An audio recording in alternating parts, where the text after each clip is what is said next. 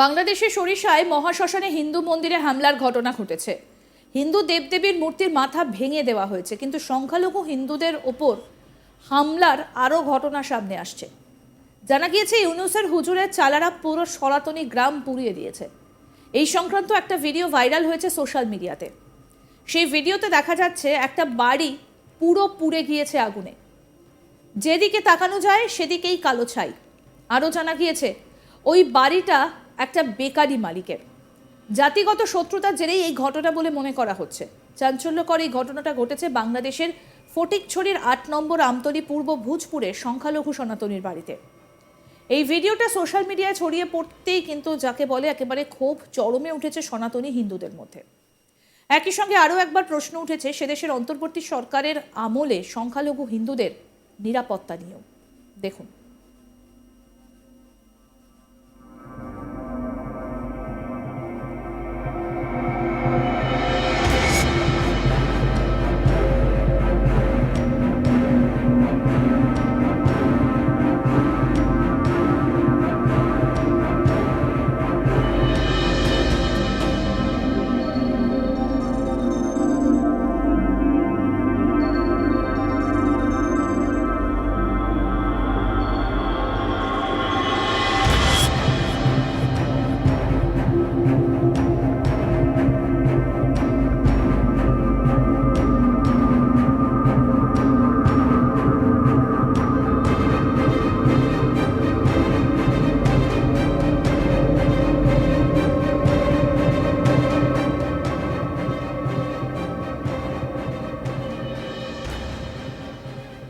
তবে একদিকে যখন সংখ্যালঘু হিন্দুদের ওপর হামলার ঘটনা ঘটছে, যখন হিন্দু মন্দিরে হামলার ঘটনা ঘটছে, তখন কিন্তু সীমান্তে নতুন করে উত্তেজনা ছড়িয়েছে।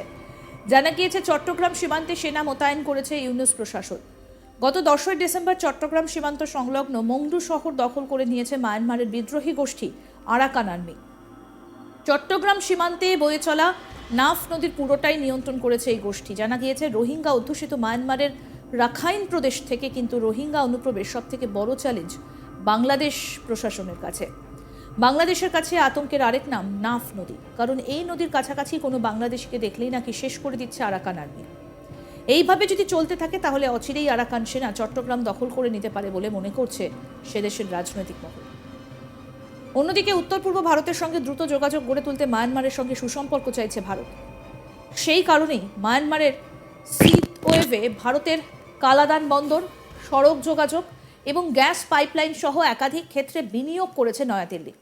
সেই আর্থিক স্বার্থেই বিদ্রোহীদের সঙ্গে সম্পর্ক স্থাপন করেছে সাউথ ব্লক। কারণ ওই বিনিয়োগগুলির স্বার্থ সুরক্ষিত থাকলে আগামীতে দক্ষিণ পূর্ব এশিয়ায় ভারতের প্রভাব অক্ষুণ্ণ থাকবে বলেই মনে করছে কূটনৈতিক মহল। কিন্তু আরাকান আর্মির উত্থানের ফলে দেশের মাটিতে জমি হারিয়ে রীতিমতো বেকায়দায় মায়ানমারের জুন্টা সরকার। এদিকে বিদ্রোহীদের সমর্থনে তাদের হয়ে লড়ছে একাধিক পশ্চিমী মার্সেনারিজ, অর্থাৎ ভাড়াটে সৈন্য।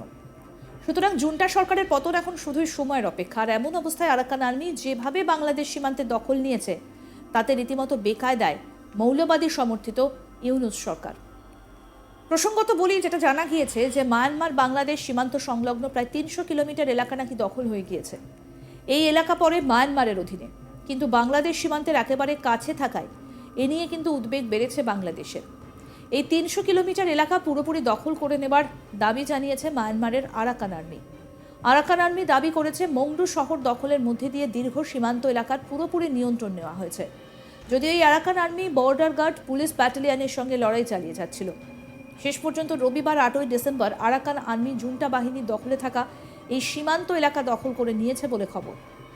এদিকে এই খবর সামনে আসার পরই রীতিমতো সতর্ক রয়েছে বাংলাদেশের সীমান্তরক্ষী বাহিনী। তবে এই সীমান্ত এলাকা দখল করতে রীতিমতো কাঠখড় পোড়াতে হয়েছে আরাকান আর্মিকে।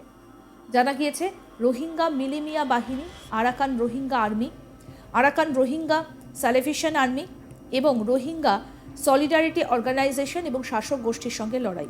আরাকান বাহিনীর প্রবল বাধার মুখে পড়ে শেষ পর্যন্ত জুন্টা বাহিনী পিছু হটতে বাধ্য হয়। জানা গিয়েছে মংডুর এই যুদ্ধের পরে প্রায় 80 জন রোহিঙ্গা বিদ্রোহী সহ সরকারি সৈন্যদের পাশাপাশি সামরিক অপারেশন কমান্ডো 15-এর কমান্ডার ব্রিগেডিয়ার জেনারেল থুরে ইনতুনকে গ্রেফতার করেছে আরাকান আর্মি।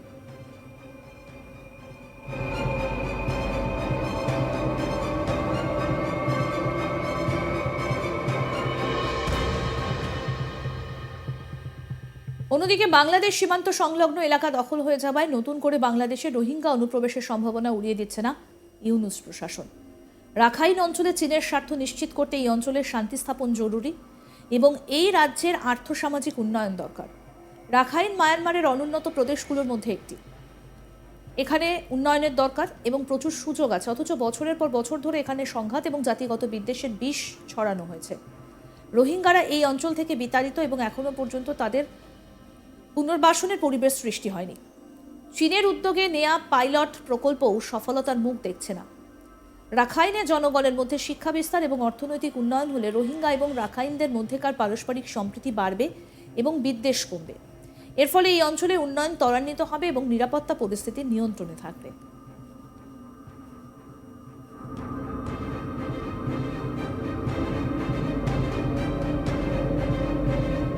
এক বছরেরও বেশি সময় ধরে সামরিক জান্তা এবং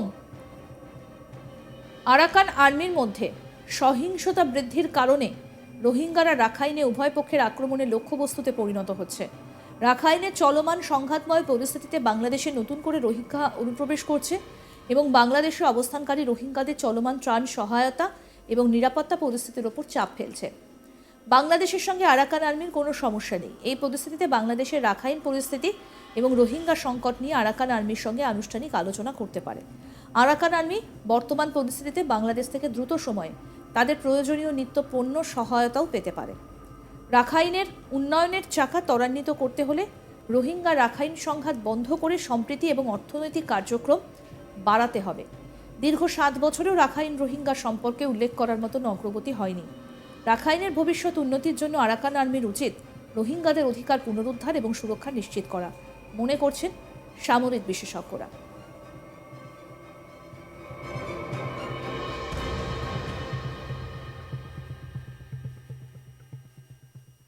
প্রসঙ্গত বলি, ভারত সরকার রাখাইনে 2009 সালে শুরু হওয়া Kaladan multi modal transit transport প্রকল্পকে এগিয়ে নিয়ে যাচ্ছে। সিতোয়ে বন্দর, পালেতোয়া অভ্যন্তরীণ নৌ টার্মিনাল পরিবহন এবং পালেতোয়া মিজোরাম মহাসড়ক এই প্রকল্পের অন্তর্গত। ভারত এই প্রকল্পে প্রায় $500 মিলিয়ন বিনিয়োগ করেছে। ভারত আরাকান আর্মির সঙ্গে আলোচনার মাধ্যমে প্রকল্পটি পুনরুজ্জীবিত করতে আগ্রহী। রাজনৈতিক বিশ্লেষকদের মতে ভারত আরাকানে চীনের উপস্থিতি ঠেকাতে এবং ভারত মহাসাগর নিয়ন্ত্রণে চকপিউ গভীর সমুদ্র বন্দর ব্যবহার করতে আগ্রহী। নভেম্বরের শুরুতে ভারতের পররাষ্ট্র মন্ত্রণালয় আলাদাভাবে জাতীয় ঐক্য সরকার, আরাকান আর্মি, চীন ন্যাশনাল ফ্রন্ট এবং চীন ব্রাদারহুডের সঙ্গে সীমান্ত বাণিজ্য, বিনিয়োগ এবং নিরাপত্তা সহ বিভিন্ন গুরুত্বপূর্ণ বিষয় নিয়ে আলোচনা করে। আরও আপডেট পেতে দেখতে থাকুন আজ তাক বাংলা, সাবস্ক্রাইব করুন।